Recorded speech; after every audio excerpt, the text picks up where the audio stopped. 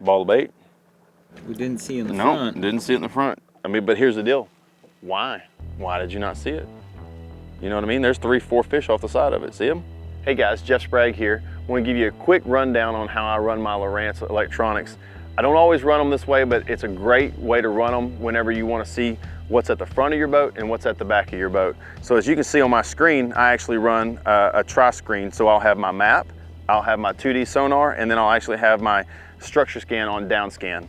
I actually have these unnetworked, which means I actually use my 2D up front that's on my trolling motor, and then I actually use the structure scan off my rear transducer for my down imaging. Well, a lot of people don't understand why you would do that, but there's a couple of reasons that it's really important for me. One is if I'm just fishing down an area and I'm in just say 12 foot of water like I am now, then it allows me to go over say a brush pile or a stump, and it lets me get 2 looks at it. One, I get to see it on my 2D, and then I get to watch it as it goes past my structure scan. It gives me even a better look at it again.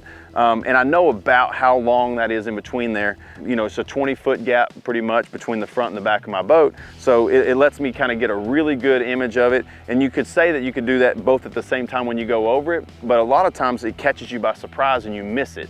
So it gives you that opportunity. And then secondly, whenever I'm fishing offshore or deep, it allows me to look, if I'm setting up on a break on your contour lines and my boat positioning is facing either parallel or perpendicular, it allows me to actually see how shallow the front of my boat is and then how deep the back of my boat is as I move around. So it tells me exactly where I am on that roll in terms and relations to my map. So it actually gives me a little bit of an advantage as to where exactly I'm setting and where I'm going to be positioned, because a lot of times you have to face into the wind and you have to put your trolling motor out in 25, but actually the rear of your boat is up there already on that 20-foot roll. So you know you need to kind of back off of it a little bit more and put your boat in that your rear of your boat in that 25, and the front of your boat may be out in 28. So it helps you really position your boat exactly where you need it to be. I think it's kind of an overlooked advantage that we actually have on these on our boats nowadays. So if you get an opportunity, I really think it'll give you a stronger advantage when you're fishing, and it may help you, pick up a few more fish along the way. So it's really basic on how I get this done and how to make sure that these are not networked or networked together. Basically, I'll just, to your home screen on your Lowrance, I will go to my settings. And then when you go to your settings, you're going to move down and you're going to go to Sonar. When you go to your Sonar, it comes up and you're going to go to your third line. It's going to say Network Sonar. When you go to Network Sonar, it's on.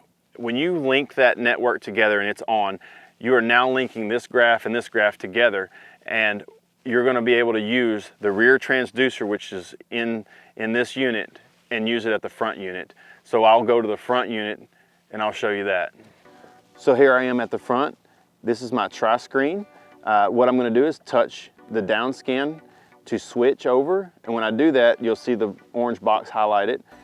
That will pull up my column on the right. Second to last will come up, it'll say this unit, source this unit. You'll touch that.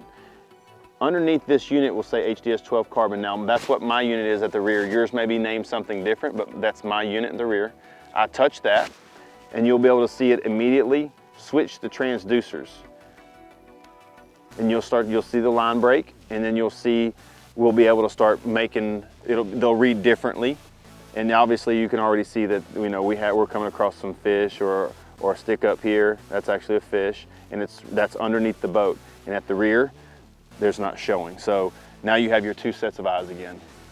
Another great feature to have in this setup exactly like that is it allows me to have a 20-foot span if I've got fish here, and then I also have, if they come to the back of my boat, I don't have to go back there and check my rear graph to see that. I actually can look right here and see it. So it allows me to just flip to the back and stay on top of the fish. So it doubles my opportunity to actually to catch more fish. So I think it's just an all-around awesome way to keep your graph set up. To me, once you get used to it, you'll always wonder how you had it just where you watched straight down underneath the front of your boat.